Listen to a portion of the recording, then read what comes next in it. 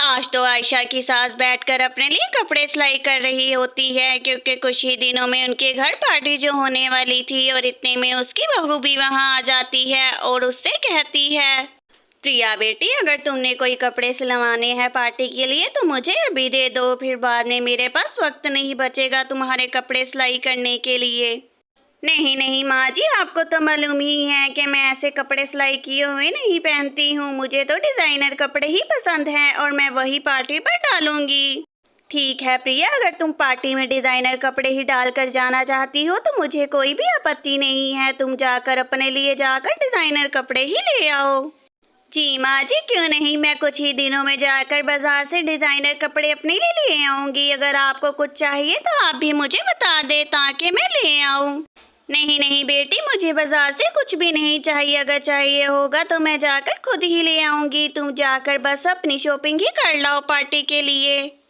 ऐसे ही कुछ दिन भी गुजर जाते हैं और कुछ दिन को गुजरने के बाद प्रिया भी जाकर अपने लिए डिज़ाइनर कपड़े ले आती है और फिर अपने सास के पास आती है। और फिर वो अपनी सास के पास आकर उसे अपना न्यू डिज़ाइनर ड्रेस दिखाने लगती है और फिर डिज़ाइनर ड्रेस डालकर उससे कहती है, माँ जी देखे ना, मेरा डिज़ाइनर ड्रेस कितना ज़्यादा अच्छा है और कितना ज़्यादा चमकीला भी है। जब मैं इसे डालूंगी तो सब मुझे देखते ही रह जाएंगे पार्टी में। हाँ प्रिया बेटी, सच में तुम्हारा ये डिज़ाइनर ड्रेस तो बहुत ज़्यादा ही खूबसूरत है। मुझे पूरा यकीन है कि जब तुम इसे पार्टी में डालोगी तो बहुत ज़्यादा अच्छी लगोगी। जी जी माँ, क्यों नहीं, मैं जब ये डिज़ाइनर ड्रेस पार्टी में डालूंगी तो सब मुझे देखते ही रह जाएंगे क्योंकि ऐसा ड्रेस तो किसी ने भी पार्टी में डाला ना होगा। ठीक है बेटी, तुम यही डिज़ाइनर ड्रेस पार्टी में डाल लेना और जल्दी से पार्लर से रेडी होकर भी आ जाना। फिर घर में भी बहुत से काम हैं जो हमें करने हैं। प्रिया तो जल्दी से अपने कमरे में चली जाती है और तैयार होने का सारा सामान ले लेती है और जल्द ही वो थोड़ी देर बाद पार्लर भी चली जाती है और पार्लर में एक लड़की कहती है, मैम आप मुझे बताएं कि आपको अपनी ड्रेस पे कैसा मेकअप चाहिए और हेयर स्टाइल भी, ताकि मैं आपका वैसा ही हेयर स्टाइल और मेकअप बना सकूं। बस तुम मुझे अच्छा सा मेकअप और हेयर स्टाइल बना दो, एक जिसे सब देखकर बस एक दफ़ा देखते ही रह जाएं। पार्टी में मैं सबसे अलग दिखना चाहती हूँ। प्रिया के इतना कहते ही पार्लर वाली तो जल्दी से अपना सामान निकाल लेती है, मगर गलती से उसकी चाय तो प्रिया के ड्रेस पर गिर जाती है और प्रिया उससे कहती है, ये तुमने क्या कर दिया है? तुम्हें मालूम भी है कि ये मेरी डिज़ाइनर ड्रेस कितनी ज़्यादा महंगी है। अब मैं क्या करूँ? तुम इसका क्या करने वाली हो, मुझे बताओ। मैम मैंने ये सब कुछ जानकर बिल्कुल भी नहीं किया है। आप कृपया करके मुझे माफ़ कर दें। मैं आपके इस डिज़ाइनर ड्रेस के पैसे बिल्कुल भी नहीं दे सकती हूँ। तुमने मेरे साथ ये बिल्कुल भी अच्छा नहीं किया है। अब मैं पार्टी में क्या डालूंगी? इस बार तो मैं ऐसे ही जा रही हूँ, मगर अगली बार मैं तुम्हारे पार्लर में कभी नहीं आऊंगी। प्रिया तो पार्लर वाली लड़की से ऐसे कहती है और जल्दी से पार्लर से चली जाती है।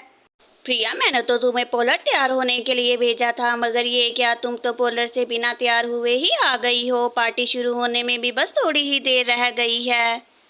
माँ जी, मैं तो पार्लर तैयार होने के लिए गई थी, मगर उस पार्लर वाली लड़की ने मेरे डिज़ाइनर ड्रेस पर चाय गिरा दी और उसे खराब कर दिया, इसलिए मैं आ गई।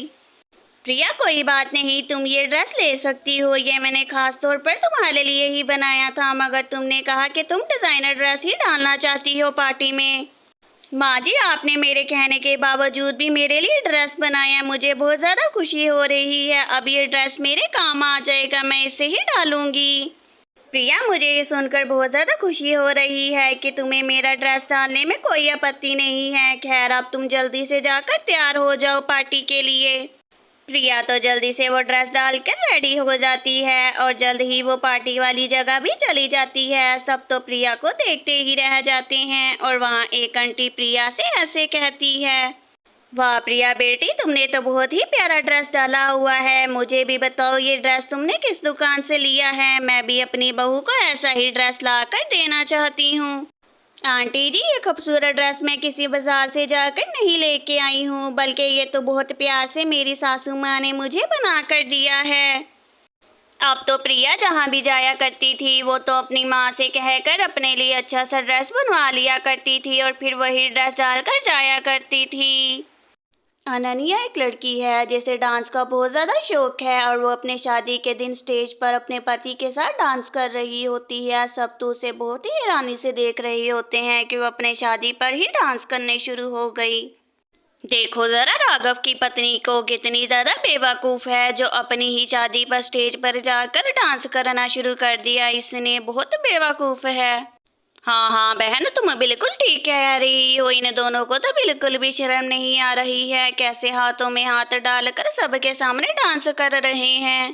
काजल की सास तो उनके पास खड़ी होकर उनकी सारी बातें ही सुन रही थी और वो तो मुस्कुराने लगती है। और कुछ देर बाद राघव भी वहां से चला जाता है और काजल की सास उसके पास आ जाती है। और काजल की सास सोचती है कि उसकी बहू कितनी ज़्यादा खूबसूरत है और डांस भी कितना अच्छा करती है। काजल, तुमने बहुत अच्छा नृत्य प्रदर्शन दिया है। तुम लोगों की चिंता मत करो, लोगों का तो बस काम ही है बातें बनाना, और इनको आता ही क्या है। माँ जी, आप बिल्कुल चिंता मत करें, मुझे किसी की बात का बिल्कुल भी बुरा नहीं लगा और आपके कहने के मुताबिक मैं अपने नृत्य की कला को कभी नहीं छोड़ूंगी।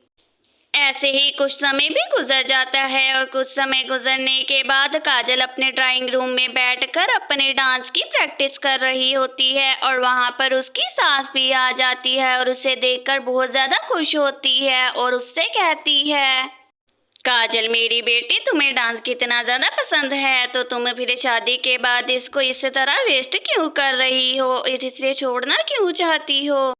माँ, लोग सोचेंगे कि मैं अपने परिवार की अच्छी तरह देखभाल नहीं कर रही हूँ, इसलिए तो मैंने जल्दी से डांस क्लासेस ज्वाइन कर ली। काजल मेरी बेटी, तुम्हें डांस छोड़ने की कोई ज़रूरत नहीं है। मैंने डांस एकेडमी में तुम्हारी बात कर ली है, तुम आज से ही डांस एकेडमी जाओगी। इस तरह अनन्या डांस एकेडमी में अपनी ट्रेनिंग शुरू करती है। इस दौरान में सावित्री देवी तो अपनी बहू की बहुत ही इनकरेजमेंट करती है और उसका साथ भी देती है उसके साथ। काजल, तुम्हारा डांस स्टाइल तो बहुत ज़्यादा यूनिक है और मुझे पूरा यकीन है कि तुम एक दिन ज़रूर कुछ ना कुछ करके दिखाओगी और मेरा नाम रोशन करोगी। टीचर, अगर आज मैं नृत्य सीख सकी हूँ तो वो सिर्फ आपकी वजह से और अपनी माँ की वजह से ही तो कर पाई हूँ। मैं आपकी बहुत शुक्रगुजार हूँ। कुछ दिनों बाद मोहल्ले में डांस कॉम्पिटिशन का आयोजन किया जाता है जिसमें काजल भी पार्टिसिपेट करती है ताकि वो अपनी टीचर और अपनी सास का नाम पूरे दुनिया में रोशन कर सके। मैम, आप देखिएगा कि मेरी पत्नी बहुत ज़्यादा कुशल है डांस में। आप जब उसका डांस देखेंगी तो बस देखती ही रह जाएंगी उसका डांस एक बार। फिर काजल अपने डांस का प्रदर्शन करती है और जज तो उनको देखती ही रह जाती है क्योंकि वो सोच रही थी कि कोई इतना निपुण आखिर कैसे हो सकता है। अनन्या, जितनी भी लड़कियों ने यहाँ पर डांस किया उससे सबसे अच्छा मुझे नृत्य तुम्हारा लगा है, इसलिए मैं तुम्हें इसकी विनर घोषित करती हूँ। मैम, मैं सिर्फ नृत्य अपने घर वालों के सपोर्ट से और अपनी टीचर की सपोर्ट से ही कर पाई हूँ, वरना मैं तो डांस कभी कर ही नहीं पाती अगर वो मेरी सपोर्ट ना करते। काजल, तुमने आज बहुत ही अच्छा नृत्य प्रदर्शन दिया है। तुमने तो मेरा सर गर्व से ऊंचा कर दिया है। मैं सबको बताऊंगी कि मेरी बहू डांसर है। सावित्री देवी और काजल तो वहाँ से जल्दी से चले जाते हैं। वो तो आज बहुत ज़्यादा खुश थे क्योंकि उन दोनों का आज सपना जो पूरा हो गया था जिंदगी का। माँ, आपने कभी भी मुझे मेरे सपनों को पूरा करने से नहीं रोका है। आज मैं जो भी अचीव कर पाई हूँ वो सब कुछ आपकी सपोर्ट की वजह से ही हुआ है। काजल, मुझे पता है कि जब अपने सपने पूरे नहीं होते तो कितना दर्द होता है, इसीलिए मैं नहीं चाहती थी कि तुम्हें भी वो दर्द से गुजरना पड़े। काजल और सावित्री देवी तो इस तरह एक नया सफर शुरू करती हैं अपनी जिंदगी का और अपने रिश्ते को और ज्यादा मजबूत से मजबूत बनाती जाती हैं।